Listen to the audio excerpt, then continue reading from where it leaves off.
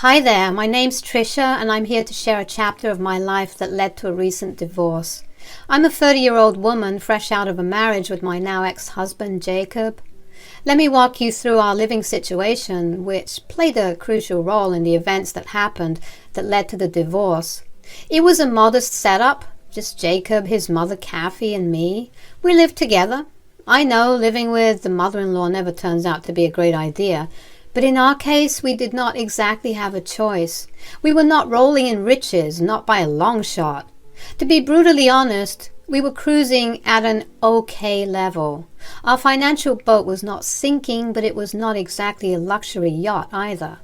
Now, let me rewind a bit. Jacob and I met at a speakeasy. It was love at first sight after 2 years of dating. We finally eloped instead of taking the traditional route.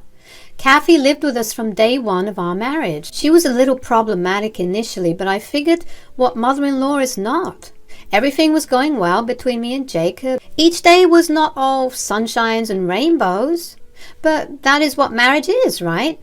2 years into our marriage, that's when things started to shift. One day I walked into the house after my 8-hour shift at work and found Jacob and Kathy pacing in the room. "Hey, what's up? You both seem really nervous." "Nervous? Heck yeah, I'm nervous because I just lost my job." "Oh no, what happened? I'm so sorry." "Well, my boss told me they were having cutbacks, and guess who was the unlucky bastard? Me. Looks like I will be on the job hunt for a while. This is so frustrating, I feel like shit." "Honey, don't give up. You will land another job in no time, I'm sure." "Well, he will of course, but for now everything falls upon your shoulders, Trisha.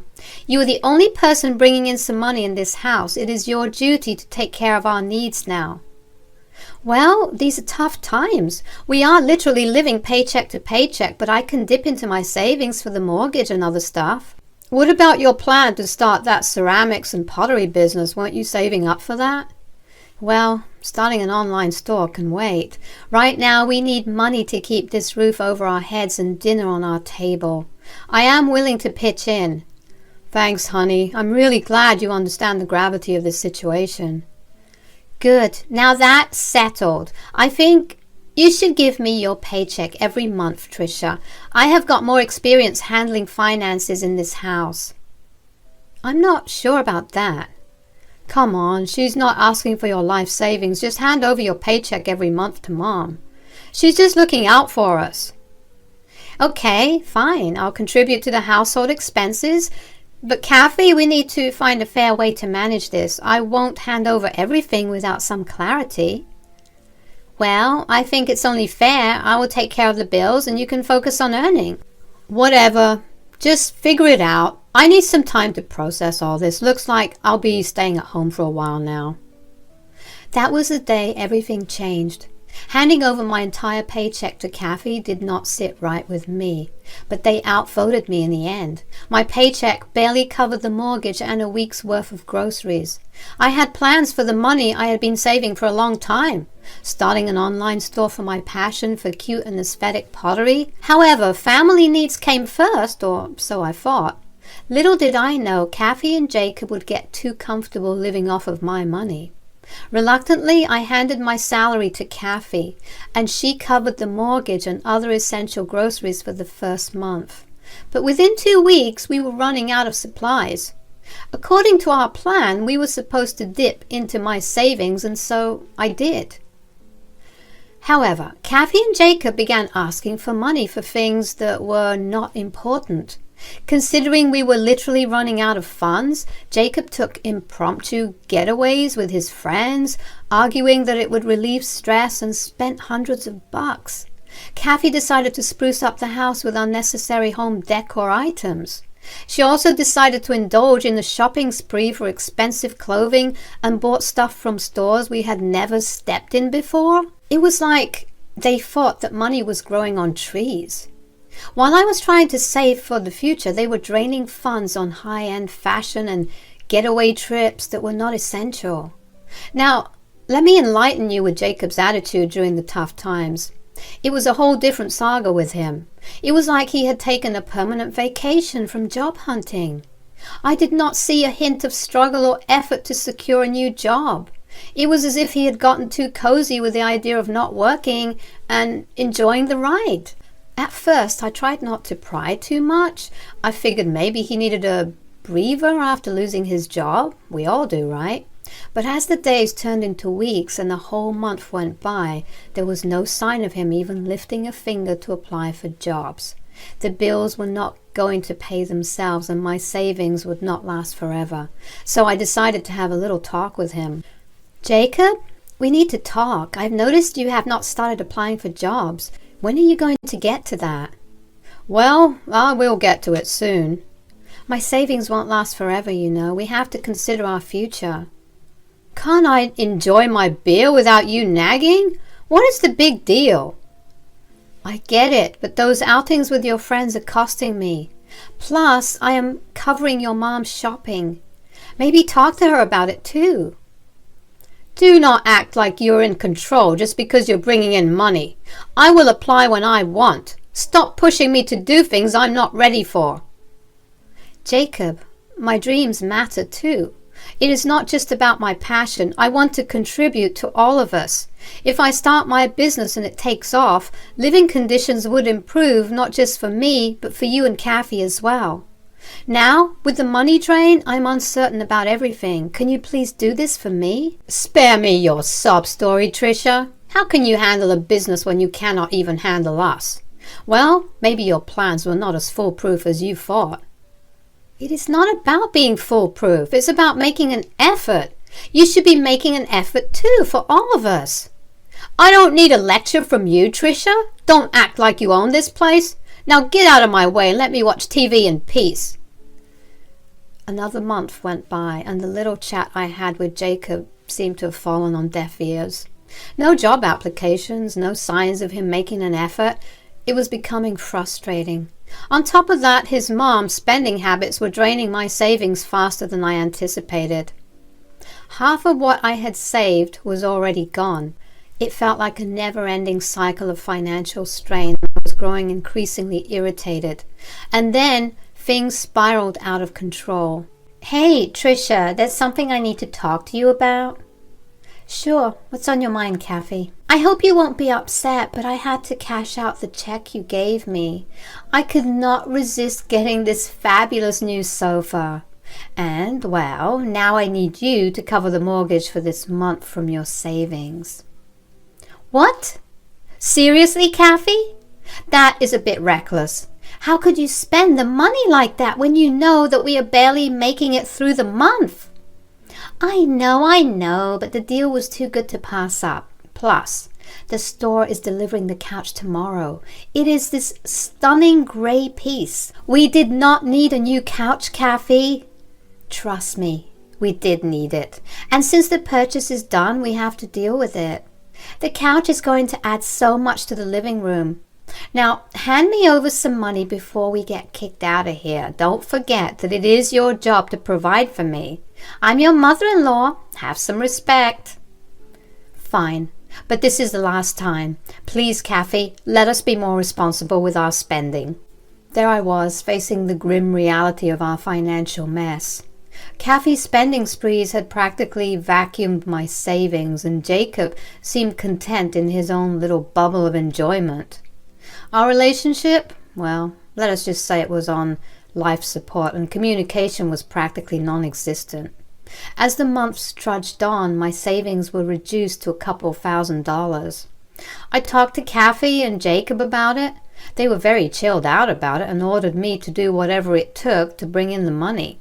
They decided to dump everything on me and turn a blind eye to it as long as they were living comfortably. It was a tightrope walk, and I knew I had to make a tough call for the family. Reluctantly, I pulled the trigger and sold our only family car. Not because I was feeling fancy and wanted the money for my own selfish purposes, but out of sheer necessity. My salary alone could not even manage a month's worth of groceries after paying the mortgage, let alone cover other crucial expenses, so I let go of the car after work one day and walked home instead. Hey, why did you walk home today? Where's the car?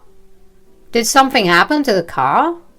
Well, I did not mention it earlier, but I sold the car today. You guys did not have a care in this world about our budget, and you asked me to do whatever it takes to arrange for the money.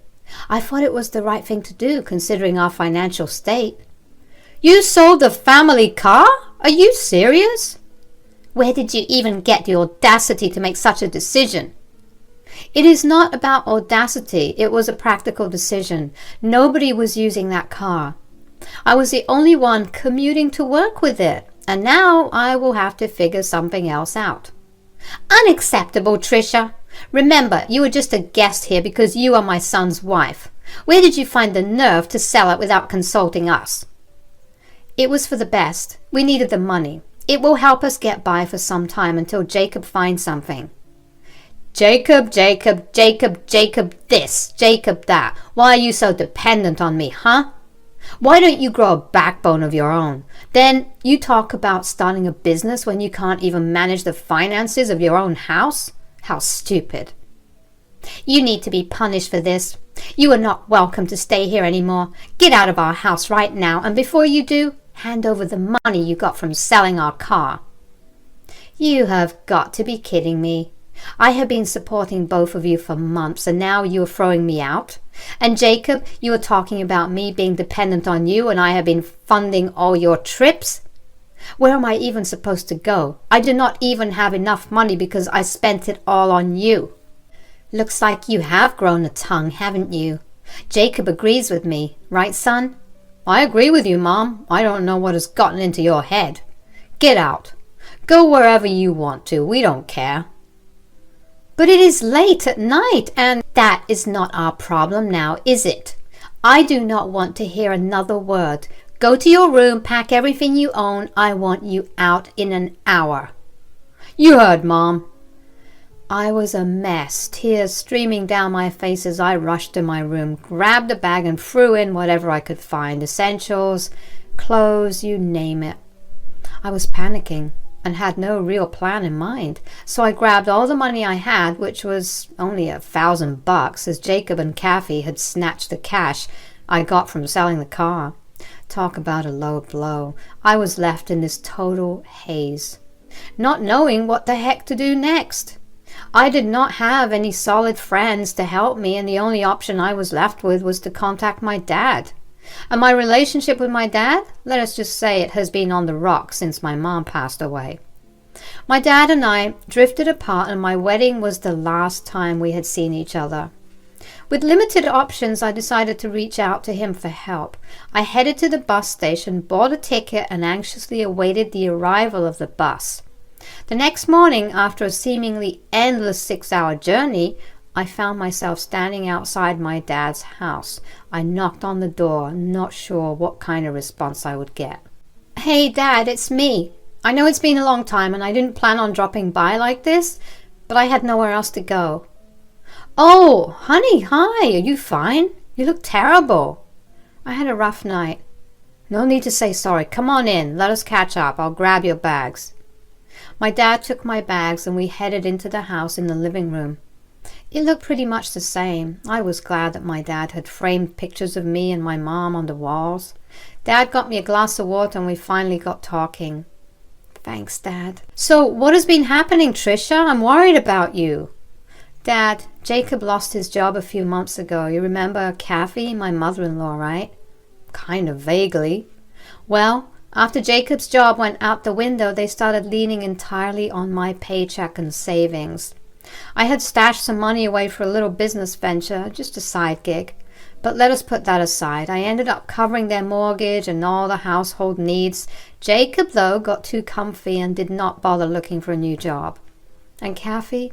She practically burned through my savings, ran out of money really quickly. Talking to them about it was like talking to a brick wall. So to keep things afloat, I had to sell our family car.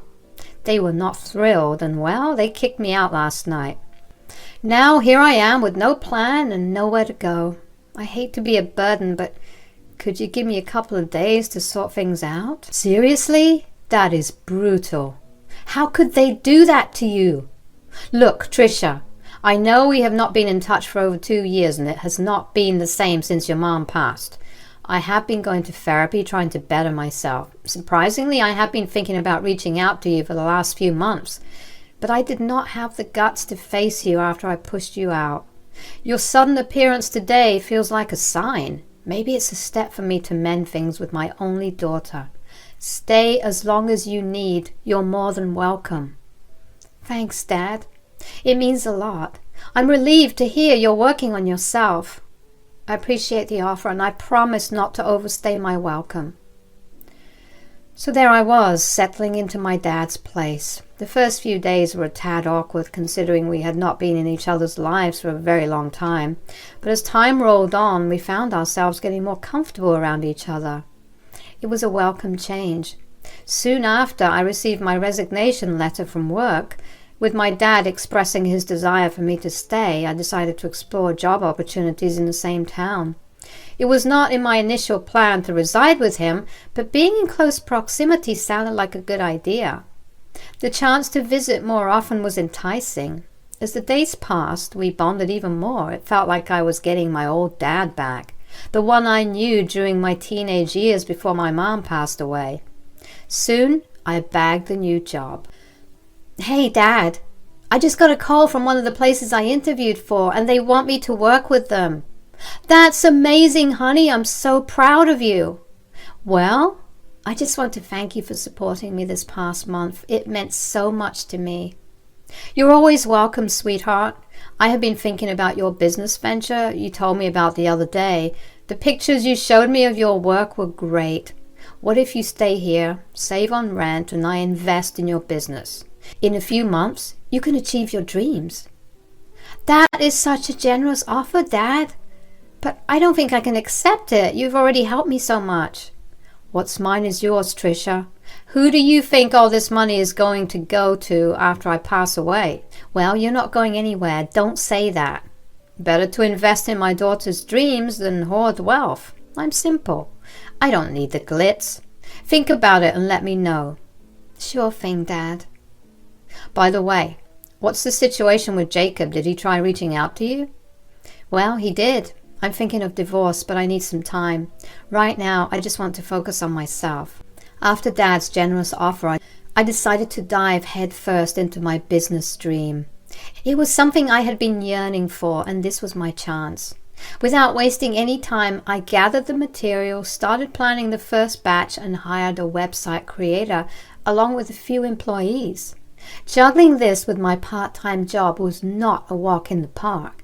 Days turned into nights as I poured my heart. People began to notice my creations, and the right marketing strategies worked wonders. Slowly but surely, orders started pouring in. I was managing a job and my business. It wasn't easy. In about 1.5 years, my life had taken a complete turn. It felt like a miracle. The business I started as a side hustle had become my main gig, and the financial stability it brought was life-changing. I could not believe the transformation from struggling with finances to being a successful entrepreneur. It had been ages since I laid eyes on Jacob and Kathy. The more time passed, the clearer it became. I deserved better. The way they treated me, using me like a doormat, was downright heartbreaking. So I decided it was time for a change, time to take a stand. I called up my lawyer and we embarked on the journey of divorce. Going through the legal process was not a walk in the park, but every step felt liberating. Jacob seemed oddly content with the idea of divorcing me, probably clueless about the business I was running until it was brought up. I kept it under wraps, planning a surprise visit to drop off the divorce papers personally. I wanted them to see my new strength and success, to understand that kicking me out over a worn-out family car was a colossal mistake. So imagine their surprise when I rolled up to their place, not in just any car, but a sleek BMW. Call it petty, but sometimes a touch of revenge feels sweet. Hey, I'm here to drop off the divorce papers. Whose car did you borrow? Or are you a chauffeur for rich people now? Actually, that car belongs to me. There's no way. How on earth did you afford that? Believe it or not, it's mine. What? I don't buy it. That car looks amazing. How did you manage to afford it? Seems like once you get rid of toxic people from your life, you achieve great heights. Well, it must be your dad's money. I bet you're useless and can't do a thing on your own. By the way, it's not just the divorce papers I wanted to drop off. Here's a little gift from me, a parting gift, you might say. A vase from my store. What do you mean, a vase? Did you start that nonsensical store you used to talk about? Yes, the same nonsensical store that helped me purchase this car. Oh my God, I can't believe this is happening. It's not fair. Trisha, I know we are going through a divorce. I just wanted to say my life is a mess. I have got a low-paying job that barely keeps up the house. We cannot even afford to eat 3 times a day. I know what we did that night was cruel. We should not have kicked you out over a car. But look at you now, owning an expensive BMW. Do you think you can help us? Jacob, how can you even ask me that? Do you not realize how you tried to ruin my life? You used me to pay your bills for months while you were enjoying your time at the house, living off my money? This is so hilarious that you even think I would try to help you. Mom, please say something. Trisha, please, we're desperate. Desperate or not, it is not my problem anymore. You made your bed. Now lie in it. Trisha, I messed up big time. I regret everything. Can't you find it in your heart to forgive me? Oh, forgive and forget, right? That's rich coming from you. I'm done being your safety net. Trisha, I beg you, we're drowning here. Drowning or not, I have got my own life to live now. Good luck figuring things out without my money. The shock on Kathy and Jacob's faces when they saw my fancy BMW was priceless. It felt good, you know, satisfactory. They are the same people who used me and then kicked me out when they were done with me. Now Jacob, who never had the drive to make it big, is begging me for help. Well, I can't help him, not after the way they treated me. I have finally rid myself of their toxic presence. For me, this is just the beginning of the success ladder, and let me tell you, it is a great feeling to climb it without dragging their dead weight along. Life's too short to be weighed down by those who never appreciated what I brought to the table.